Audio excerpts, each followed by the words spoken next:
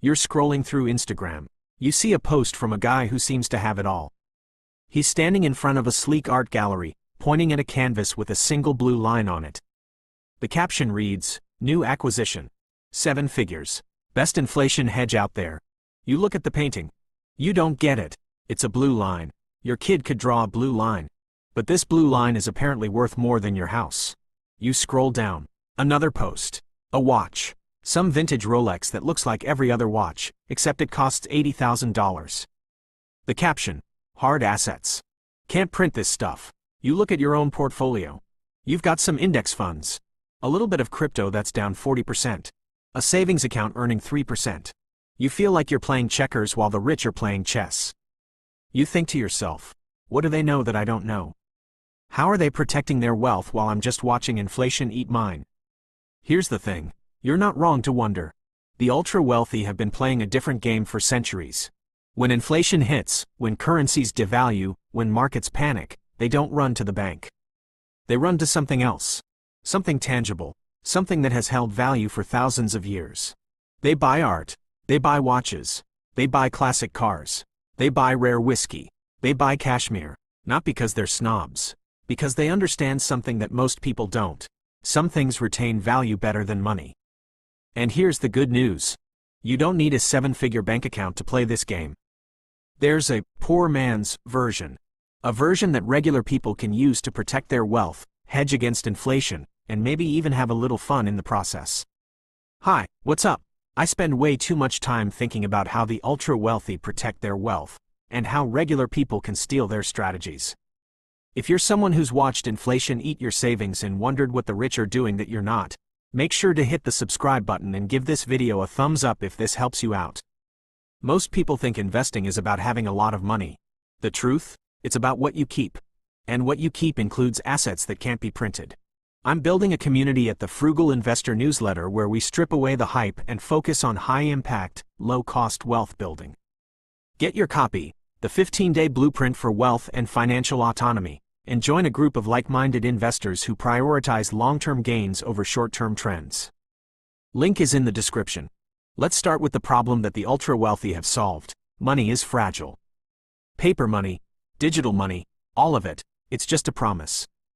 A promise from a government that it will hold value. But governments break promises. They print more money. They devalue what you have. They inflate away your savings. In 1971, Richard Nixon took the US off the gold standard. Since then, the dollar has lost over 85% of its purchasing power. That $100 in your pocket today buys what $15 bought in 1971. Now, think about that. If you'd saved $100,000 in cash in 1971, it would be worth about $15,000 in purchasing power today. You didn't spend it. You didn't lose it. You just held it. And inflation ate it. The ultra-wealthy understand this. They know that cash is trash over the long term. So they don't hold cash. They hold things. The cashmere hedge is my term for a simple concept. During times of inflation and uncertainty, the wealthy shift their wealth from paper assets to tangible assets that hold value. Art, watches, classic cars, rare coins, fine wine, whiskey, jewelry, handbags, and yes, cashmere. These things have a few things in common. 1. They're scarce. You can't print another Picasso. You can't manufacture another 1963 Rolex Daytona. There's only so much of them. 2. They're portable. You can move a painting across borders. You can wear a watch on your wrist. You can hide value in plain sight. 3. They're unregulated. The government doesn't know you own a painting. They can't freeze it. They can't tax it until you sell it, but even then, there are loopholes. 4. They have history. People have valued beautiful things for thousands of years. That's not changing. Now, here's what most people don't realize. The ultra-wealthy aren't buying art because they love art. Some do, but many are buying it as a store of value. It's a hedge. It's insurance. It's a way to keep wealth when money fails. Let's look at the numbers. Because the data is striking. According to the Knight Frank Luxury Investment Index, the value of rare whiskey has increased by over 500% in the last decade. Classic cars, up over 400%. Art, up over 200%. Watches, up over 150%. Compare that to the S&P 500, which has returned about 200% in the same period. Whiskey beat stocks. Classic cars beat stocks. Art beat stocks. Now, past performance doesn't guarantee future returns. But these assets have one thing stocks don't: they're tangible. You can't print more. You can't dilute their value with quantitative easing. During the 2008 financial crisis, while stocks were crashing 50%, the art market dipped about 25% and recovered much faster. The top end of the watch market barely dipped at all. The ultra-wealthy didn't sell their Patek Philippe's to pay the mortgage. They didn't need to. Now, let's talk about the brain. Because there's a psychological component to this that's just as important as the math. When you hold a physical asset, something happens in your brain. It feels real. It feels valuable. It feels like you own something. When you hold a stock certificate or a digital balance, it's abstract. It's a number on a screen. And when that number goes down, it's easy to panic and sell. But when you own a physical watch, a painting, a piece of land, you don't panic. You hold. There's a concept in psychology called the endowment effect. We value things more when we own them. We're less likely to sell. We're more likely to hold through tough times. This is part of why tangible assets perform well in crises. The owners aren't forced sellers. They don't panic. They just hold. Let me tell you a story about two investors during the 1970s, the last great inflationary period in the US. Investor A did what most people did. They kept money in the bank, in bonds, in cash. By the end of the decade, inflation had eaten 50% of their purchasing power. They were poorer, and they didn't know why. Investor B did something different. They bought physical assets. They bought a small piece of land. They bought a few classic cars. They bought gold. They bought art from emerging artists. By the end of the decade, Investor B had preserved their wealth. In fact, they'd grown it. The land appreciated. The cars became collectible. The art became valuable. Same starting point. Different assets. Different outcomes. Now, you might be thinking, this was the 1970s. Things are different now, are they? Inflation is back. The government is printing money at historic rates.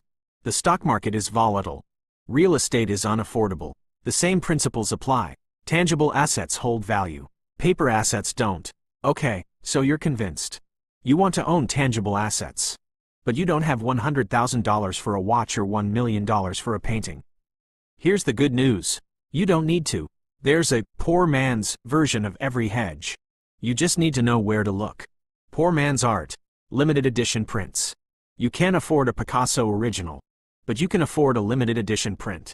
Artists like Banksy, Kaws, and even established artists release signed, numbered prints for a few hundred to a few $1,000s. These prints often appreciate significantly. A Banksy print that sold for $500 in 2010 might be worth $10,000 today.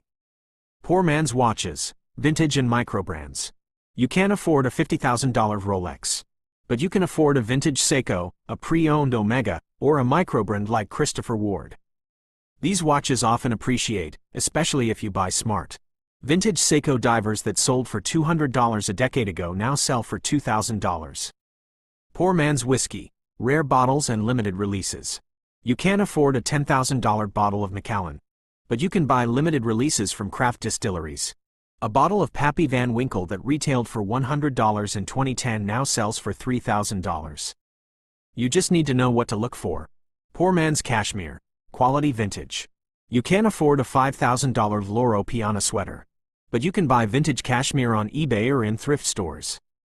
A $50 vintage cashmere sweater from a quality brand will last longer and hold value better than a $200 synthetic sweater from a mall brand. Poor man's real estate, rights and land. You can't afford a $500,000 rental property. But you can buy rights, real estate investment trusts, that own commercial real estate. Or you can buy small parcels of undeveloped land. Land is scarce. It almost always appreciates over time. Poor man's gold, silver and precious metals ETFs. You can't afford a gold bar. But you can buy silver coins, or you can buy gold ETFs like GLD. Silver is more volatile but also more accessible. A few $1,000s can buy a meaningful position. Here's the thing about poor man's versions. They work the same way as the rich versions. They're tangible. They're scarce. They hold value. But they have one advantage: you can actually use them. That vintage watch? Wear it. That limited edition print? Hang it. That cashmere sweater? Wear it. That bottle of whiskey? Drink it, or save it. The rich buy art and put it in storage. They buy watches and keep them in safes. They buy things they never touch. You can buy things you actually enjoy. That's the poor man's advantage. The actionable steps. How to build your own cashmere hedge. Okay, so you're ready. How do you actually build your own cashmere hedge? Step 1. Define your budget. How much can you afford to allocate to tangible assets? 5% of your portfolio? 10%? Start small. This is a hedge, not your whole strategy. Step 2. Choose your category. Pick one category that interests you. Don't try to be an expert in everything. If you love watches, focus on watches. If you love art, focus on art. Passion is a huge advantage in collecting. Step 3. Educate yourself. Read, research, join forums, talk to collectors. The knowledge is free. The mistakes are expensive. Don't buy anything until you understand it. Step 4. Start small. Buy your first piece. A $200 watch. A $100 print.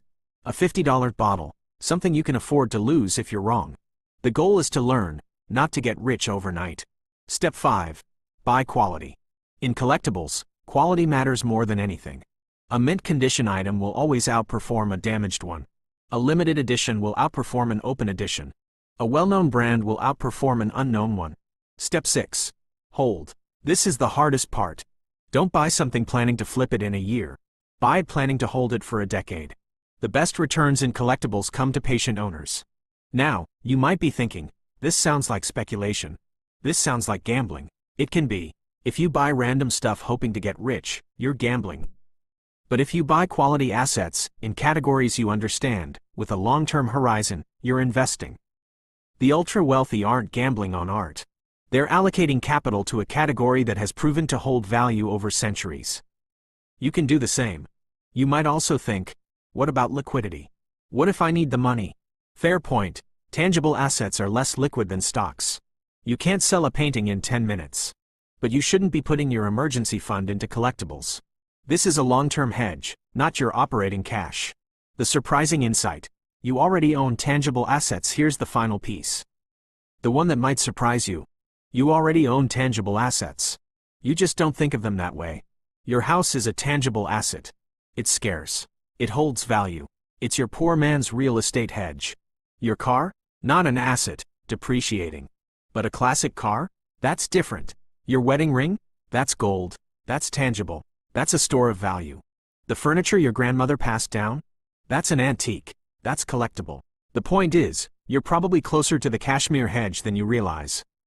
The question is whether you're intentional about it. The reframe, from spending to collecting, the final shift is identity. You have to stop thinking of yourself as a consumer and start thinking of yourself as a collector. Consumers buy things that lose value. Collectors buy things that hold value. Consumers buy the new iPhone every year. Collectors buy the vintage Rolex that will be worth more in 10 years. Consumers buy cheap furniture that falls apart. Collectors buy quality pieces that last. Consumers spend. Collectors allocate. The ultra-wealthy aren't consumers. They're collectors. And you can be too. Look, I'm not telling you to sell all your index funds and buy art. I'm not telling you that tangible assets are a sure thing. They're not. Everything has risk. But I'm telling you that the ultra-wealthy know something you don't. They know that money is fragile. They know that paper assets can be printed away. They know that tangible assets have held value for thousands of years. And they act on that knowledge. You can too. You don't need $1 million. You just need to start. Buy a print. Buy a vintage watch. Buy a bottle of limited whiskey. Buy silver coins. Buy quality used cashmere. Learn. Hold. Enjoy. And when the next inflation wave hits, you'll be glad you did. I really hope this video brought you some value today. If it did, comment more down below. I'm reading through those to decide what topics to cover next, so definitely let me know if you want more of this. Stop holding cash. Start holding things. And I'll see you in the next one.